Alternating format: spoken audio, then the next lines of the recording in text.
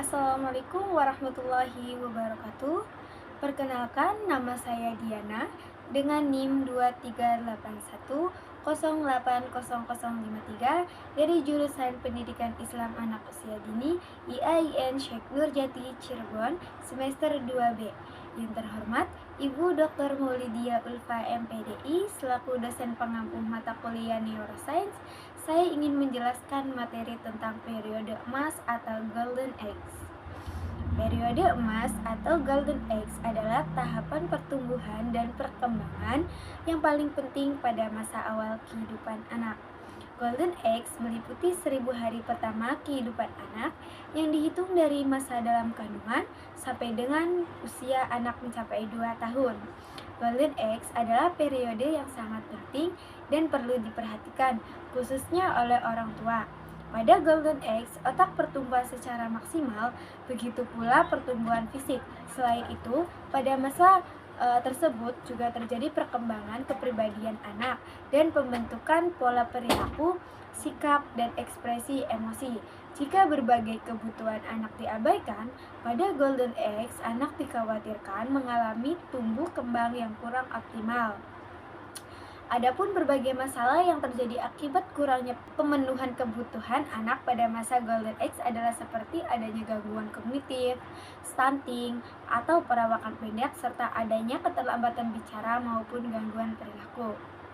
Nah, maka penting bagi orang tua untuk mengenal tiap tahap Golden Age atau masa emas anak, serta memberikan perilaku dan stimulasi yang sesuai.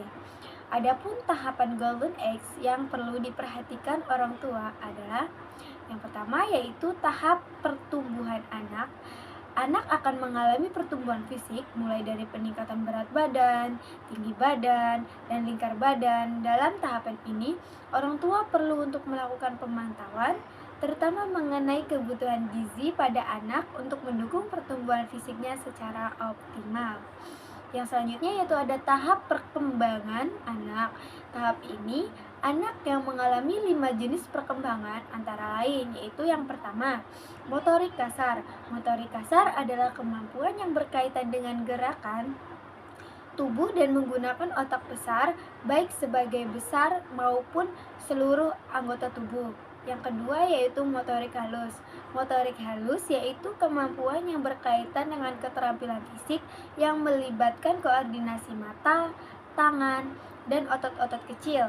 Contohnya adalah menggunakan pensil, mengancing baju, menggunakan sendok dan garpu, melipat kertas, dan lain sebagainya. Yang ketiga yaitu ada kognitif. Kognitif adalah kemampuan anak dalam mengelola dan mengelompokkan sesuatu yang tampak oleh inderanya.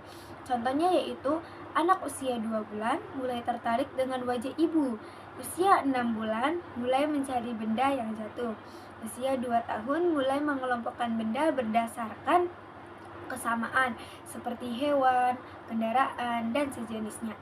Untuk jenis perkembangan ini, peran orang tua yang sangat diperlukan untuk melatih dan menstimulasi kognitif anak sejak dini. Yang keempat, yaitu ada bicara. Perkembangan bicara seorang anak yang meliputi berceloteh saat usia 2-3 bulan, mengoceh saat usia 6-9 bulan, dan telah memahami kosakata dan perintah hingga kalimat seiring pertumbuhan anak usia. Yang kelima yaitu interaksi sosial. Perkembangan anak dalam melakukan interaksi terhadap orang dan lingkungan sekitarnya. Contohnya, saat anak berusia 3 bulan mulai tersenyum, usia 6 bulan mulai tertawa, usia 9 bulan mengucapkan kata sederhana seperti baby, mama, dan lain sebagainya sebagai respon terhadap sekitarnya. Biasanya saat usia mencapai 1-2 tahun, anak juga mulai bermain dengan teman-teman lainnya. Peran orang tua pada masa Golden Age anak untuk memaksimalkan tahap tumbuh kembang anak diperlukan peran besar orang tua dalam mendampingi dan memberikan stimulus tepat.